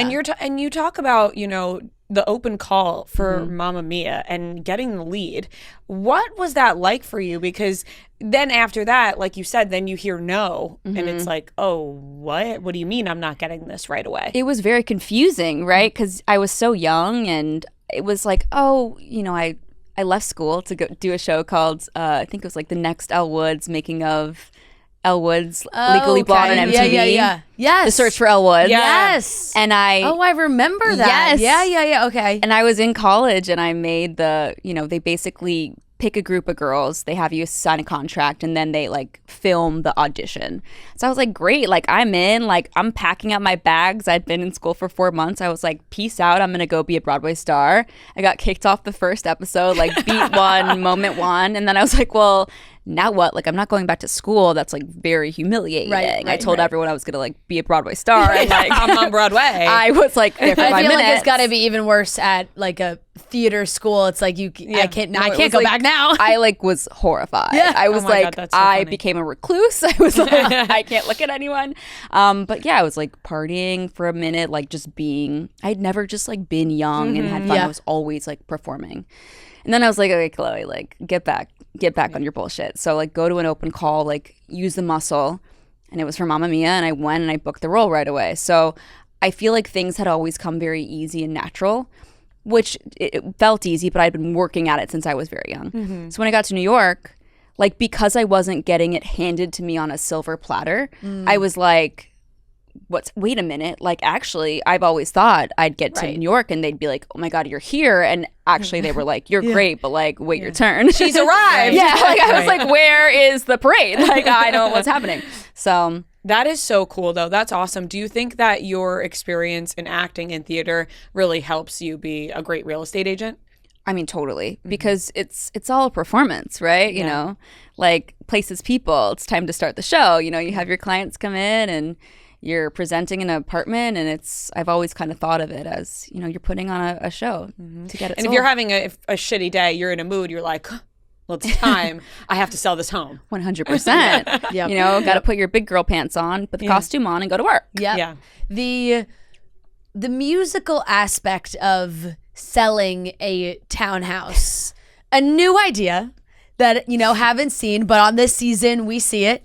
We sure do. And you put together a whole show, and it first seemed like Niall was like, this feels like a crazy idea. And then you walked him through it, and then he seemed like he really was. Then he was like, well, we could do this here, and we could do this there. Was it hard to convince him to join in on that idea? Oh, the guy like did not answer my calls for like the first 10 days after I put this idea into the world. I think the guy's a performer. The guy loves a bit. And so I think, first of all, I think he thought it was like a crazy idea.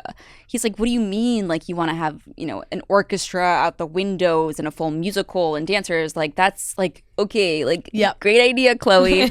And then the more he kept seeing it and like seeing how serious I was about it, I think he got more and more excited. And then he got terrified. He was like, wait, I'm gonna like sing, like what if I'm not good? Like it was very right. He had like an internal crisis, and it was so fun to watch. Is it hard when the show obviously doesn't come out for so long after you're doing all these things, because it's like you're making all these things for social media, so a lot of it people see on social and then we watch again on the show? Yeah, it's definitely hard. I feel like I'm really excited to re-release a lot of stuff. Right. I mean, because I remember seeing the musical, and thinking like, wow, what is happening here? And now we're seeing it on the show. Yeah, so it's cool to be able to, you know, at the time it was such a big deal and it felt so amazing, and then you kind of are like, yeah, that happened. Yeah. Mm-hmm. So now to be like, no, like this was a really cool thing we did. I get to share this with so many more people, and it led to so many other things. I started like a musical web series, so I get to re-release a lot of stuff, which is exciting. There's so many, I feel like, you know, obviously now we're in this era of these real estate reality shows, and a lot of it, you know, is on Netflix and people are obsessed with them and they're so great. But I think like what I love about owning Manhattan is I feel like I actually, no offense to some of the other people, like I'm actually watching Read them for Phil. real estate, like people that work. No, I feel like I'm really watching people that work. Yeah. And like, that's such an interesting part of the show to me, especially with this season 2 and like seeing Ryan approach other agents that are at different brokerages and being like, you should come to Serhant, and then all of a sudden these people are finding themselves on TV. It's like it's a big change. So I'd love to know how you guys all talked about taking your jobs and putting it on TV. Yeah, I know that Ryan especially really set out to do something very different. Yeah. He's done $1 Million Listing. He's done the real estate show. And I think he was like, okay, but what's next? And I think the way he approached it, and the producers, which I thought was very cool, was it was like, we're going to make a reality show, but approach it we're going to make a reality show, but approach it like a scripted show. So we're going to take your real lives. We're not going to make up stories. We're not going to try to make it all the drama. We're going to take your real lives and set it up looking like a Succession. Right. So you really are just capturing the deals. Like you're really seeing us fight each other, not necessarily on a personal level. Sometimes, you know, it gets like a little messy, right. But you know, real estate itself is dramatic, and it's exciting that people get to see what it really is and can be like when things get, you know, pretty crazy, as it can. Yeah. Especially, you know, with the places you guys are selling and the big numbers that are thrown out there. That's why it happens. And I think the emotions do get so high because, you know, there is so much money on the line. These commissions can be huge. And if someone else is coming in and they're not only threatening you on a personal level, they're threatening your bank account, you know, they're threatening your way of life. And so it can get very, very competitive. Yeah. So we know that Ryan Serhant has a crazy routine. He was actually one of our first guests ever on the show. way. Yeah, show. Probably like 2018. Yeah, like 7 years ago. Yeah, I like a wanna while say, ago. at We were this talking about $1 point. Million Listing. Yeah, we were talking to him about that, Yeah. and we learned all about his routine and his lifestyle. What is your routine like? Anything like that? It's absolutely nothing like Ryan's. The guy is a literal robot. You know, I think his wife like plugs him in the mornings to get him going. Like that's not how we operate over here. I'm also a new mom. You know, I have a 20-month-old, so like it's chaotic. You know, no morning is the same. It really depends on how she slept the night before, what time we wake up, and then you know I'm with her for the first few hours, and then thankfully I have a nanny who comes, and then you know my day really just depends if I have showings. Am I in the office? Am I recording vocals? Am I doing something on the musical side? So it's every day is very, very different, but it's fun. I could never do I'm not regimented. I am an ADHD queen. Like every day is different. Like every moment is different. We're living on the seat of our pants. Exactly. No, I give props to people who can wake up at the same exact 4 a.m. every single morning. They do the same exact thing. They eat the same exact thing. You know what? Props to them. Props, but like, are you okay? Yeah, it's just like you said, it's like, plug in. Like, listen. At night, he's like powering down. Yeah. Literally, I think he like crazy. runs to his room and just like falls into bed, turns off. Zombie. Zombie Yes. sleep and then right back up. Yeah. And I think like seeing the dynamics of everybody in the office and different teams and friendships. What's the hardest part of trying to be friends with your like colleagues, do you think? I think we're all so competitive. Yeah. That's what unfortunately makes a really good real estate agent. I feel like real estate is so competitive. So it is so competitive. So it's very hard to not mix business and friendships and take things personally when it comes to something they did with their business. Right. So things can get very complicated there, but you also have a lot more respect for the friends you do have, because not only do you like them, you think they're like really good at what they do, and there's just like a huge mutual respect, especially with a lot of people in the office. That's like very cool. Yeah. Right. It must be hard sort of because you root for your friends, you want your friends to succeed and do well, but at the same time when you're competing in the same space for that money, for that check, that can get a little difficult. You know, I think for me, especially growing up in theater, that's really what I think made me get in my head and give up, is comparing myself to other people, right. Having a hard time when other people got something over me or a role over me. So real estate changed me in so many ways because it made me realize that a lot of the times, like, it's not personal. Yeah. You know, I may not be the right agent for everyone. Someone may love the idea of turning a listing into a musical number, and other people may be like, that's ridiculous.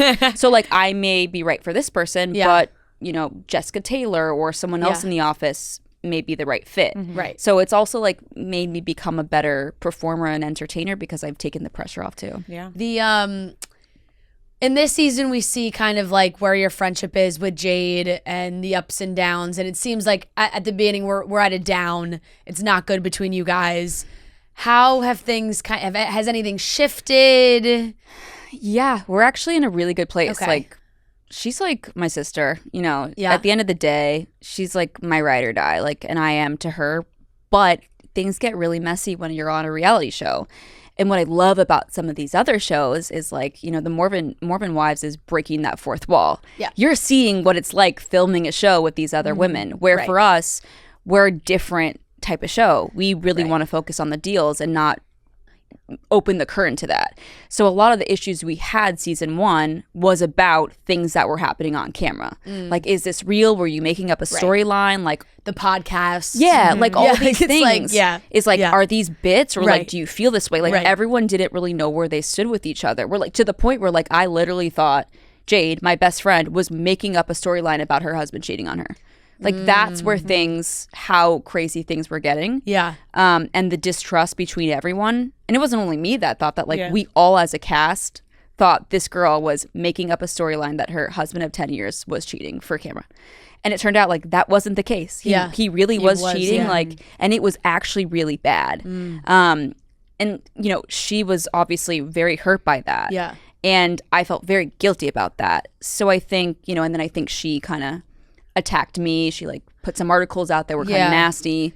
And in the beginning of this season, she does kind of make it seem like she felt you took his side and kind of were defending him. I know there was one moment where she was like, she defended that he only cheated, like, he said he only cheated twice. She says this, okay, when I watched she's first season, like, what she says is basically, Chloe took my husband's side, and Chloe was like, well, he only cheated twice. And I'm like, no, he cheated 7 times. When I heard that, it was like the biggest punch to the gut, because I feel like 2 people can have the same experience and remember it so differently. Like, at the time, this was like years ago, I did not believe this girl about her husband cheating. Yeah. So, you know, she was like, he cheated on me 7 times, and I'm like, well, I thought you said it was twice. Right. You know, what's the story? What's the story? Where she was hearing it as me just, like, defending him, like, picking his side. Like, we just experienced it differently. Yeah. So there's just, like, been a lot of, like, missed crossed wires for the past couple years, and, like, 2 people who love each other but are so hurt. And finally, fingers crossed, I think we've really, really worked hard to move past it and be like, no, like, I love you, I respect you, like, I have your back, like, let's go back to taking on the world together. Good. I love that. Yeah. I was going to ask if there was anything from the first or second season now that you kind of wish didn't happen, Yeah. I mean, watching yourself on reality TV, sometimes the story is like manipulated slightly just so that the audience understands, but like other times it's like showing you a mirror of yourself. Yeah. And I think me being new to real estate, like a 5'1" woman, like I think I always felt like, oh no, I need to be confrontational. Like I need to seem like someone that sticks up for themselves and puts people in their places. And like watching that back from season 1, just it was like me walking into every room and being like, and another thing, like no context, nothing. I was like, you know what? Like I actually don't feel like that was authentic. Like I think once again, being in theater, when there's cameras on you and they're like, well, why don't you go like confront that person about what you were telling us you're upset about? And I'm like, okay, yes, and like get the camera ready, like let's put on the show, right? So I think people like Whitney is a good example. Like she has a background in performing. I'm not saying like she's also done things that are like kind of shitty, but like for sure, you know, we're more comfortable on the camera, which can sometimes get us in trouble. That's definitely true. I want to ask about the love for theater, and you know, you say multiple times, and you said it's like you've been doing it for as long as you can remember. What was your first big role that you remember? Oh my God, it's funny. One of the big roles I did in high school was Chicago. Amazing. But I was a Velma, so they stunt cast the Roxy. I am a Velma. But that was a show that I did when I was like, I'm gonna do this role on Broadway one day. Like, there's no question in my head. So you know. If it happens, it happens. Yeah. Hey, you never know. Now how do you try and like balance it all? Because I think obviously now being on a show, it is a big platform, and just like referencing Whitney is like you get to be on a TV show, and hopefully it can take you other places. You mean like straight to Dancing with the Stars? We hope so. Exactly. Dancing with the Stars to Broadway. Right. What are the opportunities we're manifesting? Oh yeah, I mean, all of them. I want to, it's funny, like I literally had a talk with my therapist, and like before this week I was like so scared to like say what I wanted. I was like, I don't know, like I'm gonna put it out there and like hopefully people think I'm good enough. And I'm like, Chloe, like shut up. Like you've been working towards this since you were 4. Like I still warm up every single day and like take dance class. Like we are ready. Like I want to do Broadway, I want to do Dancing with the Stars, and I want to be able to perform at night and do real estate by day. Yep, for sure. Yep, there you go. Let's not forget you getting the Mamma Mia on an open call. There you go. I mean, forget that. I mean, also Whitney, she's like, I booked my first movie. I was like, Chloe, you did a movie this year. Like you also booked, like you are doing it. Like what is like, no one has told you are not good enough but yourself. Right, like enough. It's just that constant drive to keep wanting to prove yourself. Totally. And just for the first time in my life, being a new mom, I need to get out of my own way. Right. Because it's for my daughter. I don't want my daughter to look at her mom and be like, wow, like she really had these, like she really worked hard and she was talented, but she kept getting stuck in her own head. Right. I don't want my daughter to see that. So we're getting out of our own way and we're going for the things we want. How do you now, obviously being online and sharing so much with the show, but also using your social media presence for Broadway, for real estate, everything, how do you kind of deal with any maybe negative feedback that you get? Now it's like, I don't care. Not well. Yeah. I mean, we like shut ourselves in the bathroom and have a good little cry and then we, get out of it. No, I think that is true, but I think last season I was just like every comment I felt like I had to respond to because I just felt like so much of the story wasn't being told. Yeah. Since then, I've really made a promise to myself just to not look, like to not care, to stay in my own lane. And even with the other girls on the cast, like we all are so different, Jade is her own thing. She's sexy and she wants to do these things. Like I'm in my theater era. So it's like, just like cut out the noise. Don't pay attention to the comments. Some people are going to think I'm super talented and others are going to be like, this girl like sucks. Yeah. Like who does she think she is? And like, it's not my problem. Yeah. You're like, it's not my business. It's not my business what people think of me. Yep. Yep. That's so fair. Yeah. I want to talk more about design and homes. I mean, I feel like that's got to be so fun to just get to go to these insane places and kind of dream it up, right? Like you walk in and you're like, oh my gosh, imagine living here. But what are your hot takes or absolute no's when you walk in a place, even if from the eye to us is like, this is amazing? I'm from LA, like born and raised, in West Hollywood. So I'm used to these like very big homes with like big outdoor space. So coming to New York, it's hard to kind of put in perspective what things cost. The thing for me, especially in New York, is like you need somewhere with good light. You know, you need to get that vitamin D on your skin. Otherwise, you know, that seasonal depression will get you no matter how rich you are. So, you know, I think light is a big one. I think being in a building that you love is really important. I know this sounds silly, but like loving your doorman, like, you know, being really comfortable where I've lived in the same rental building for 10 years because like I'm obsessed with the staff and the doormen. So it's like, you know, finding a place that like really feels like home and a community and somewhere you're excited to go every day. And location's really important. You know, I always tell, you know, these young kids who are moving from Indiana, you know, to New York, like where are you working? Like, let's figure out where in town you're working and what trains are close to that, so that when we're looking for apartments, like we want to make your life as easy as possible when you're in this like new city. So how do you deal with people going, this is the price of that?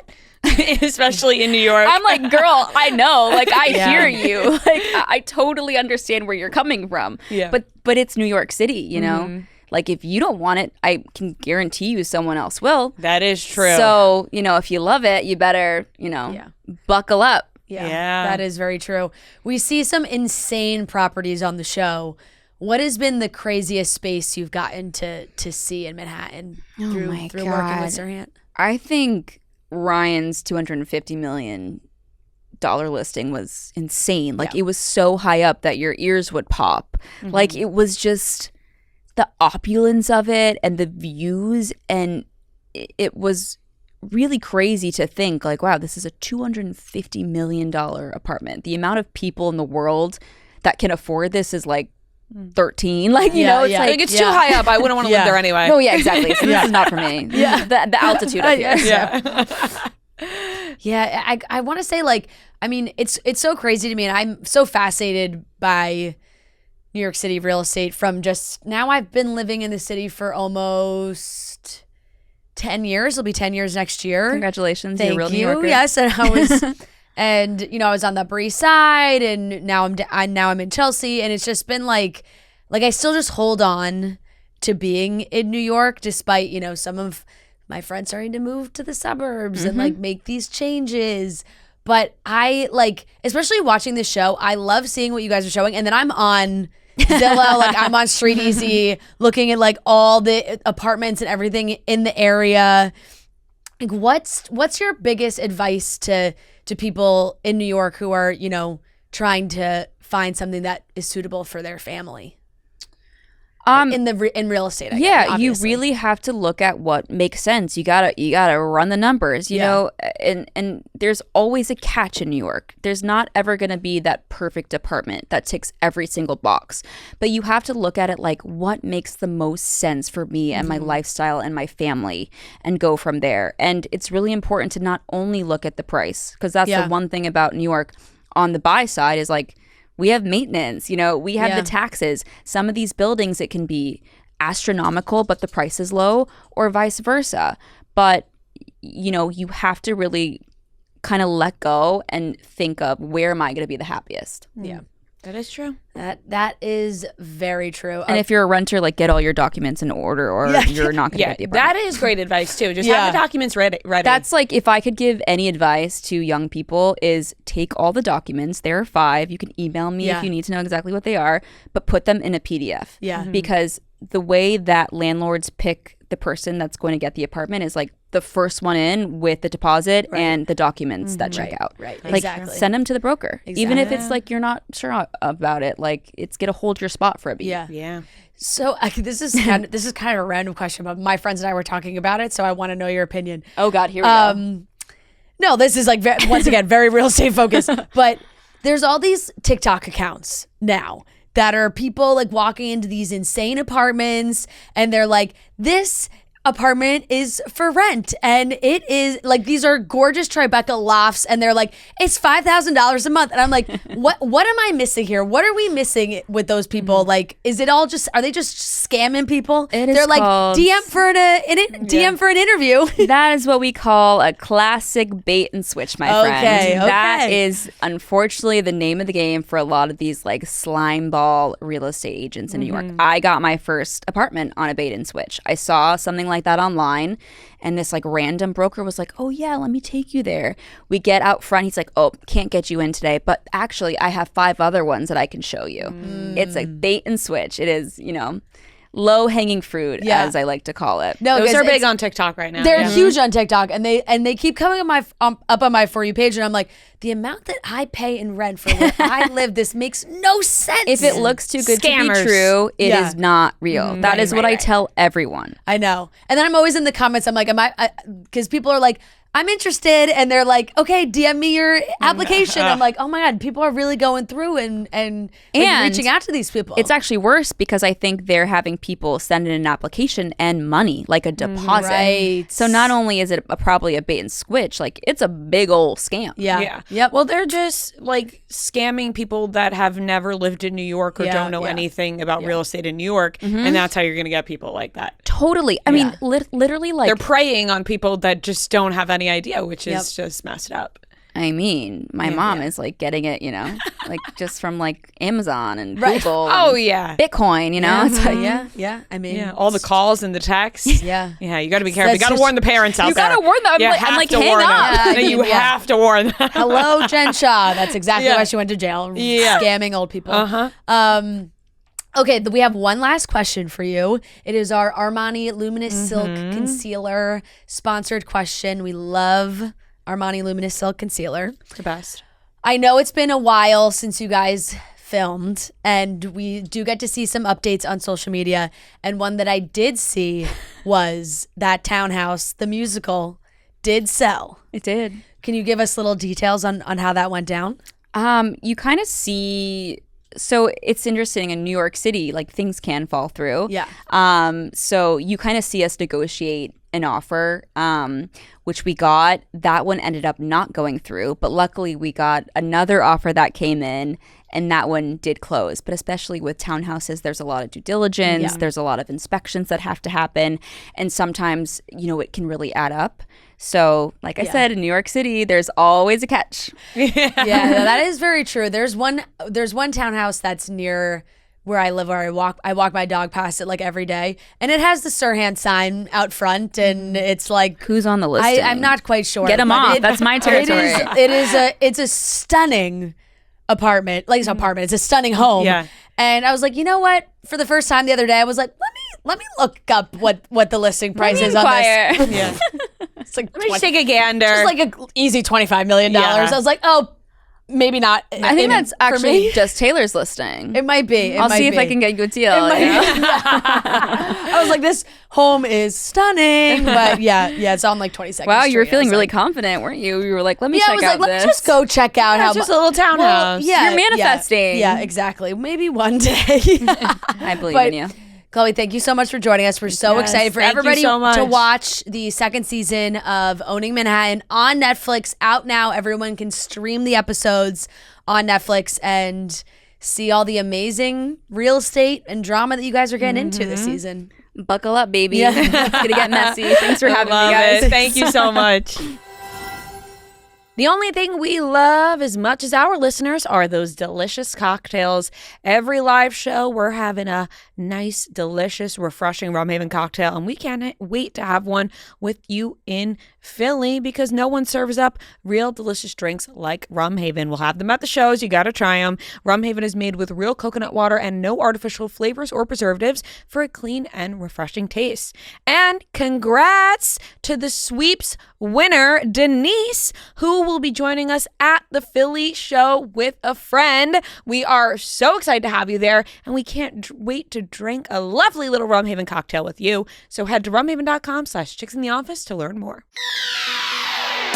All right, ladies and gentlemen, welcome back to another game of Beat Ria and Fran. This is game number 199, and we are joined by Hunter and Hollyn. Love it. They are wearing matching Chicks in the Office Best Show on Earth hoodies that Hunter was able to snag at our Cincinnati show, and she brought one for her bestie. So love it, and we're excited to play. Thank you guys for joining us. Thank you. Thanks for having us. Amazing. We're going to kick it off with, I can't believe it's game 199. Sorry, I'm really stuck on that. I honestly feel like I feel like it should be more. We've been in trivia for like 5 years. We have been, and I feel like it should be way more. It's only once a week. Yeah. It just feels like it's way more. Yeah, that's true. That's true. Okay, it is 15 questions. If you get the question right, you get the point. If you get it wrong, the other team can steal the point. Whoever has the most points at the end wins. To determine who goes first, Noah's going to give us a movie. We're going to guess the Rotten Tomatoes critic score of that movie, and whoever is closest will go first. We all get our own individual guess, and we will alternate between teams for guesses. So, Noah, what is today's movie? Today's movie is You've Got Mail. Okay, great movie. You go first. That one's pretty high. I feel like it was really popular. I'm going to say 85. Ria? 91. Ooh. Might be high. I'm going to say 72.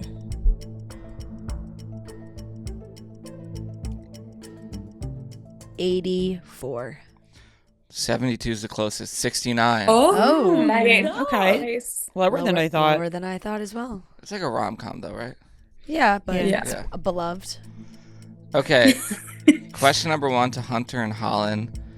Shout out Julie from New Brunswick, Canada. And she says they also have great lobster rolls there. Yeah. What year did the first season of Love is Blind air? So during COVID? I was going to say 2019 or 2020. I feel like we were out of college when it came out though. Was it 2021? Or 2020? I would say 2020. 15 All right. seconds. 2020. Final answer. Correct. COVID. Nicely done. 1-0. Hunter and Hollyn. Question number 2 to Ria and Fran. Shout out Lainey from Philly. Who were the 4 winners of the Traders US Season 3?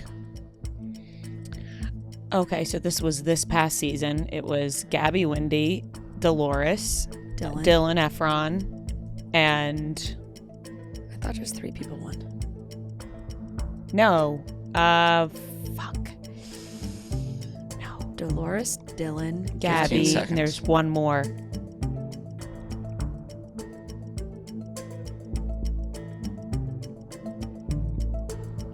Five seconds.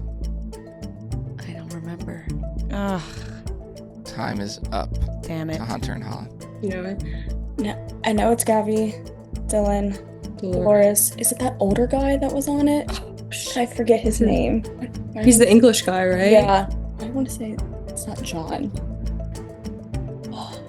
It might be. 15 I seconds. can't remember. And it's his not name. Ekin-Su, right? No. She went home early. I don't know. I don't know. You got it right. Gabby, Dylan, Dolores, and then Ivar. Is it? Oh, Ivar? yeah. Oh, that's I was going to say, when they said the old guy, I was like, oh, that's totally him, but I forget his name. Yeah. Yeah, I can picture him, yeah. That's when they throw the random British Lord. aristocrat. He's a lord. Yeah, I mean, hey, he snuck under there. Yeah. He really did. Okay. It is 1-0. Still Hunter and Hollyn. This question is to them. Question number 3. Shout out Amy from Atlanta and partially Riley and Rianne. Name this movie from the IMDb description. A bedridden boy's grandfather reads him the story of a farm boy turned pirate who encounters numerous obstacles, enemies, and allies in his quest to be reunited with his true love. Is that The Princess Bride? Oh, I don't know. I was going to say Willy Wonka. I think it's The Princess Bride. Okay. If you feel confident. Okay, The Princess Bride, final answer. Correct. Nice. Oh, nice. The true love thing might have been. Did everyone have to watch Yeah. The Princess Bride in school? No. Yes. No. Yes. We did. That's Really? That's an intense what movie to grade? watch in school. The Princess Bride. I watched it in like middle school. Huh. What'd you I watch? mean, that's a good movie. That's a. I think middle Yeah, school. but in like Catholic school. Yeah. Shocking. It's like a whipped cream party during it. You know when they put the whipped cream on your desk and you play around? No, we didn't do that either. I never had that either. Oh. did not do that. Never mind. Sounds messy. That movie, like when I was younger, it kind of scared me. Like he gets like legit tortured. Yeah, that torture scene is kind of intense. Which I wouldn't think they would show in a Catholic school. We watched The Passion of the Christ. Yeah, fair. Jesus gets tortured. Yeah. He does. That he does. 2-0 Hunter and Hollyn. This is question number 4 to Ria and Fran. Shout out Lainey from Philly again. Complete these lyrics from Miley Cyrus's Flowers. Paint my nails cherry red. What's the next line? Giving us a lot to work with. Yeah, like no beat, no. No, that's just like that's just such a short line. Paint my nails cherry red. I don't know. Write my name in the sand. I know that it's one of the things, but I don't think it's. Yeah, I don't know. I can't even hear that line in the song. 5 seconds. I'm gonna say. Oh wait. Paint my nails cherry red. Time is up. Oh, it's the beginning. Okay, to Hunter and Hollyn. Right? Yeah. That's what I was. I thought it was in the sand too, but now it's the beginning, so it's kind of thrown. It's in between that. Oh, jeez. Yeah, I don't know what it is. I still don't know it. 15 seconds. I don't know. I don't know. Oh, it's like blanking. I cannot. I know. I can't even fill it in. 5 seconds. What's the same? Do you remember? Time is up. No answer. It's paint my nails cherry red, match the roses that you left. Oh. Not ringing any bells. You know, it's not quite. So despite how You many did have times the- I've the- listened to that song, It was the beginning. Well, no, when you actually, that's how she sings Cherry it. red. yeah, that was right. It's just Okay, still 2-0 Hunter and Hollyn. This is question number 5 to them. Shout out Lauren and Brianna from Nova Scotia, Canada. What now pop star opened the first half of Olivia Rodrigo's first tour, Sour, in 2022? I think it was. Yeah. I think it is. Yeah. Should we go with that? Yeah. Chop around. Final answer. Incorrect. oh shit, that's who I thought it was. Ria and Fran. Say it again.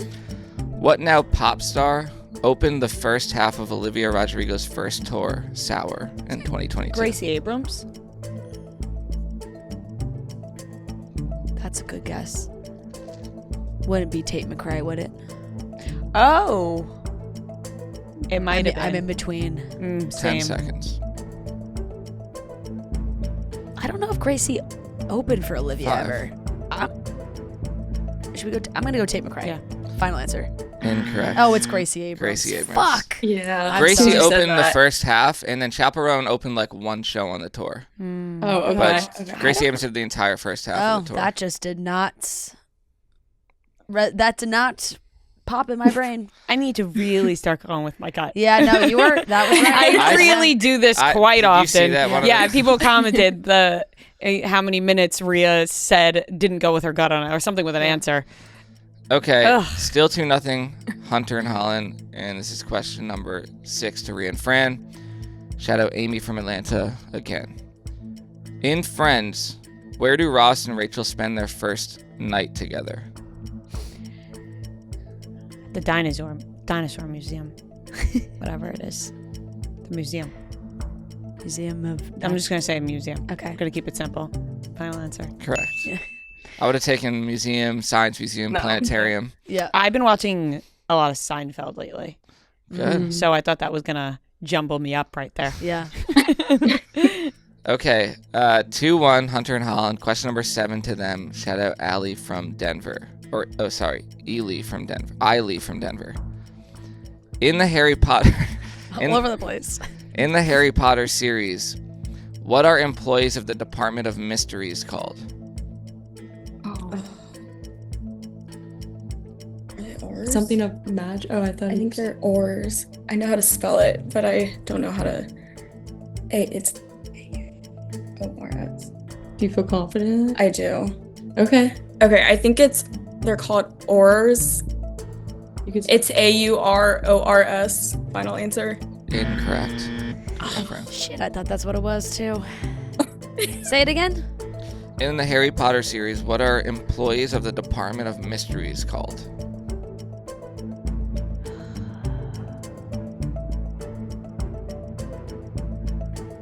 $15 seconds. No clue.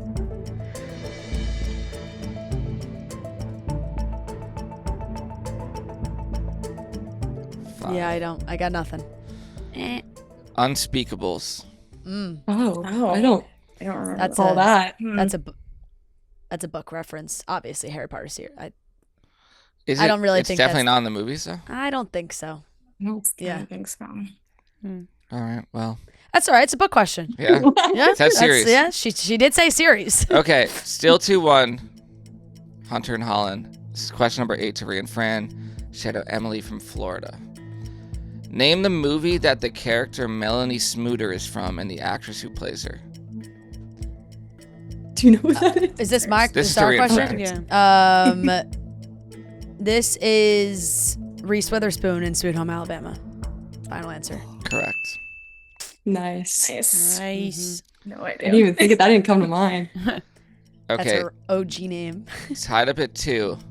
Question number 9 to Hunter and Hollyn. Shadow Matt from Jersey. Could be Marty. I was gonna say, he said any questions. Okay.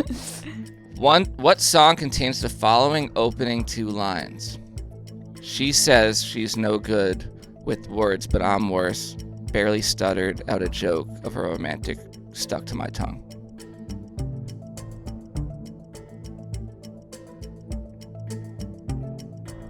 Can you repeat the question? What song is this? She says she's no good with words, but I'm worse. Barely stuttered out a joke of a romantic stuck to my tongue. Okay, obviously it's a male. 15 seconds. I have no idea. I don't know, it's like Ed Sheeran or something. Yeah, but Can you think of a song name? no. 5 seconds. No, I have no idea. Time is up. pass, to Ria and pass. Fran. No clue. No Zero clue. idea. I feel like it sounds like something Harry Styles would Harry say, maybe. Styles. That was the first person I thought of. Yeah. But I don't know what song. No clue. Are we guessing the song? Yeah. What's Yeah, the yeah. name of the Oh. song? She says. I can't even. The lyrics is just like, it's crazy. She said, she's no good at words. What's the second part? Barely stuttered out a joke of a romantic stuck to my tongue. 3 seconds. When I say it, you're going to be like, oh. Dance Dance by Fall Out Boy. I'm I not mean, saying. that's- Really? I'm Nope. not. But you can't think of like the way. I was purposely trying to just read it very like matter of fact because I thought that if I said it in the way that he's, she says she's not like. No, I only That know doesn't ring a Dance Dance. I'm Yeah, falling yeah, apart. same. Yeah. Damn. Okay. All right. Yeah. Tied up at 2 still. Everybody can get strong at Planet Fitness. Their high-value membership will support you on whatever part of your fitness journey you are on. There are over 2,700 club locations, with most clubs open 24 hours. They have some of the best-in-class equipment. They have some of the same high-quality equipment as other more expensive gyms, so you can get a full workout, strength training, cardio, stretching, whatever you're looking for. Plus, they have brand new plate-loaded machines, hack squats, supine benches, and calf raises.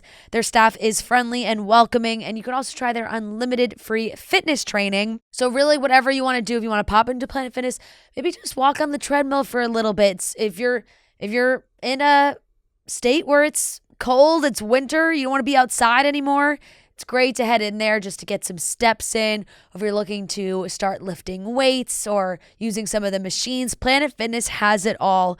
We're all strong on this planet. Join today in club, online, or in the free Planet Fitness app. Hours, amenities, and offers vary by club. Check out planetfitness.com or stop by your local club for more information. You must be 18 years old to enroll or 13 to 17 with a parent/guardian. Question number 10 to Ria and Fran. I'm going to play a movie clip, and you tell me what movie it's from. We're gonna need a few more people helping us out. I'll tell you why. We're gonna be spending an obscene amount of money in here. So we're gonna need a lot more help sucking up to us, because that's what we really like. You understand me? Sir, if I may say so, you're in the right store and the right city, for that matter. Anything you see here, we can do, by the way. Get ready to have some fun, okay? Mary Pat, Mary Kate, Mary Frances, Tova, let's see it. Come on, bring it up. Absolutely divine. Great picture. I have never felt worse at trivia than I do today. Me too. Sounds like an old movie, old timing. Sounds ruffly. You know what I mean? Sounds a little muffled. Some old voices. Yeah. Mary Catherine, Mary Frances, Mary. Who the hell are that? Yeah. A lot of Marys. Some firm. They're working at some firm. 15 Or seconds. some stock brokerage. Something. No clue. Yeah. I am really blanking here. 3 seconds. Okay. Breakfast at Tiffany's. Final answer. Incorrect. Does it sound like an old Christmas movie? It does. But I can't I really think of an can't. old Christmas movie. The only movie coming to mind is National. Well, it seems like it's in New York City. I know, like Miracle on 34th Street, but that's not a big family. I have Throw no it out idea. there. Okay, Miracle on 34th Street. Incorrect. Pretty Woman. Oh, That's where they're shopping. You're never going to believe me. I swear. You You're said you never thought? going to believe me. I I'm not mean, even gonna say it. yeah. I have to be less scared of being wrong. That's But the funny thing is, you were wrong it's- anyway. I don't care about being. I don't care about being wrong. I don't want to let Fran down. That's what it is. Could care less.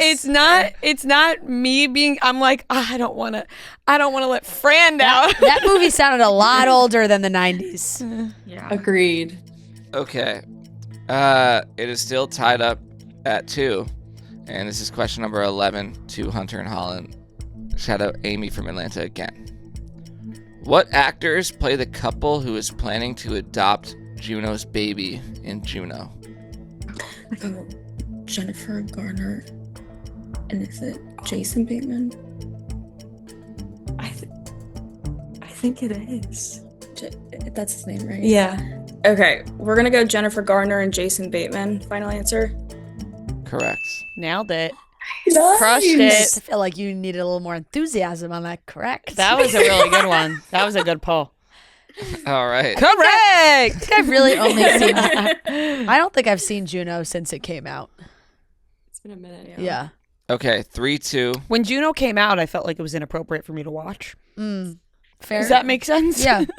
Although I watched many inappropriate things at that age. In school. You know, at school, Well, in my own time, with my parents. That was really the one thing that was hammered into us at the, Catholic schools. I didn't listen. That didn't need to be said. All right, anyways. All right, 3-2 Hunter and Hollyn. Question number 12 to Ria and Fran. Shout out Megan from Miami. What are the 3 The Summer I Turned Pretty books called in order? The sus, right? Yeah. The summer I Turned pretty. pretty. 1. The summer I turned pretty 2.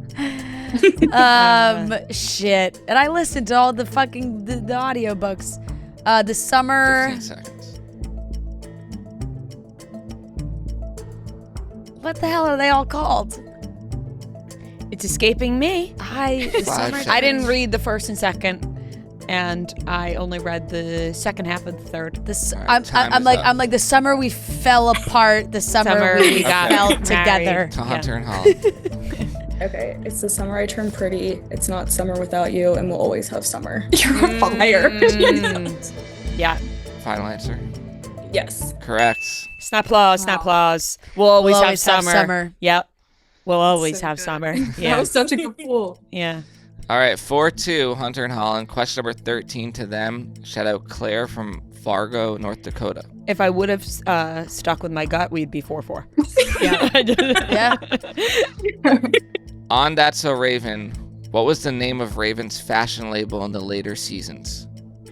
Oh. Does it have her name in it? I think so. Why do I think it's That's So Raven? I know.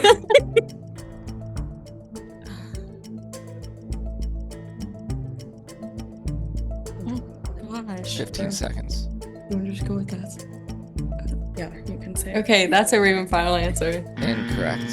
I don't know, but I do remember really loving these episodes because she was wasn't she fighting with the knockoff version of Dolce & Gabbana? Yeah, I just remember she worked for Donna Gabbana. Donna Gabbana. That's the only thing I remember about the fact. I don't remember what her label was called. Yeah. Raven. Revelation. I have no clue. I actually got 0 questions. Yeah, right. Revelation. Incorrect. Ravenous Fashions. Ravenous Fashions. Okay. It's not a great name, Raven. No. It didn't. Ravenous? And you know what? None of us remembered it. So Was it Ravenous? Or was it, well, it's a play on Yeah, Raven. I would say Yeah. probably. Ravenous, Yeah. yeah. Okay. 4-2. Hunter and Hollyn. Ria and Fran have to get the final 2 right. Yep. Question number 14 to Feel them. like that's Come on, don't knock us just yet. Shout out Ariana from New York City. In the movie Ratatouille, what does Linguini call Remy? Come on, Fran. What does Linguini call Remy? You little rat. Little chef. Sous chef. Final answer. Correct. Nice. Felt like a trick question. All right, let's hope Hunter and Hollyn don't get this one right, even though, we want to root for you, but at the same time, we want to win. Okay, because you guys love lyrics so much, we're going to do. Oh my God! third Another lyric one. question? A third lyric question of the game. Damn. God. Didn't know this was fill in the lyrics. Seriously. What was that show called? I think it was called Guess the lyric. What or Fill in the Lyrics. It Yeah. might have been called Fill in the Lyrics. Whose line? Yeah. Whose line is it anyway but songs? Yeah. Okay, 4-3. I actually did like that so. Me Hunter too. and Hollyn. This is to them for the win. Shout out Emily from Hoboken. Finish this lyric from the Lizzie McGuire opening song. Sometimes we make it, and sometimes we fake it.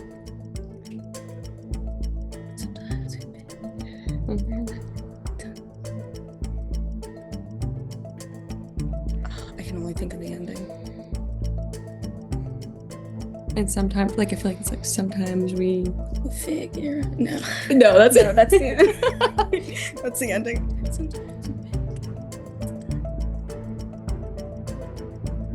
10 seconds. I don't know. I don't know. It's like something. 5. Pass. We don't know. I mean, Ria to, and Fran. Sometimes we make it. Sometimes we fake it. It's always said this and every day. Figure it out in the end. What's What- that? What's You're that not in between line? Sometimes we make it. Sometimes we fake it. 15. I don't know at all. Harder and harder. It gets harder and harder each and every day. But we'll 5 figure it out in the end. Final Figure it out answer. anyway. Incorrect. Oh, you had half of it. It's, but we get one step closer each and every day. Oh, each and every day, Ah. but we get one step closer each and every day. Dang Figure it. out- Yeah. You're so All right, close. you guys won. Oh, congratulations. That was such a one that I was like, Yeah, so close. So congratulations, you guys Well done, deserved guys. it. You beat the crap out of us, and you get shirts that say "You beat us." So more Chicks in the Office Yep. merch coming your way to match those lovely sweatshirts. But you guys absolutely crushed it. So thank you so much for playing with us, and thank you for coming to our shows. Yes. I hope you can make it to one next time. We really appreciate it. Thank you guys. Thanks, guys. Thanks for having us. Bye. Bye. Yeah, Chicks in the Office. Long-time listener, first-time caller. Look at the charts, who does it the best? 2 chicks getting paid in reality checks. You can find them at the gym, it's not even